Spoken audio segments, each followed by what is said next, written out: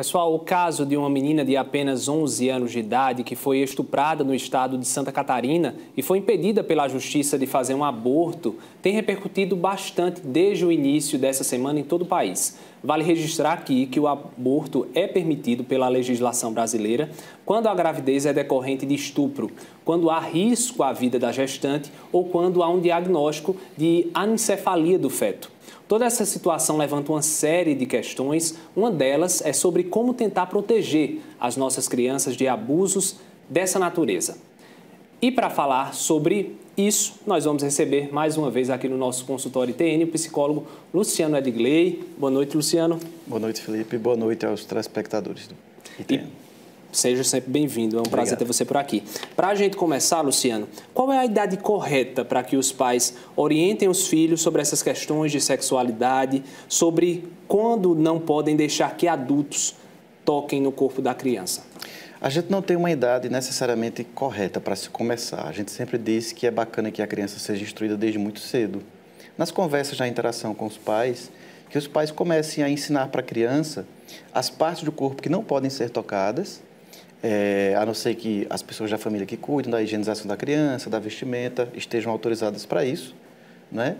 E que a criança, a partir dessa idade, aí a gente já chega numa faixa mais específica dos 3, 4 anos, onde ela começa a compreender algumas regras, que ela diga não, e que ela compreenda que não é não, porque é o momento de ensinar essa questão do respeito pelo corpo. Então, só as pessoas de casa que teriam permissão de tocar no corpo da criança. E a gente sabe que com o acesso à internet acontecendo cada vez mais cedo, também as redes sociais podem ser um canal para facilitar esses tipos de abusos. Então, como é que os pais devem acompanhar esse tipo de situação?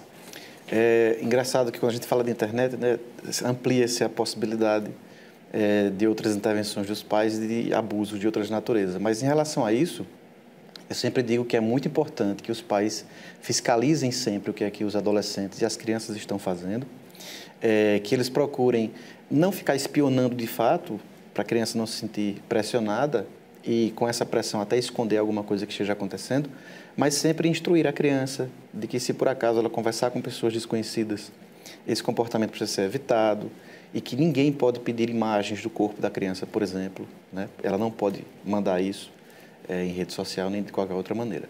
E mais uma vez é importante a gente lembrar aqui, pessoal, como o diálogo na família é relevante para evitar esse tipo de situação, para responder todas as dúvidas das crianças e que os pais estejam acompanhando todo esse processo e traçar estratégias, né, para que esse tipo de coisa não venha a acontecer.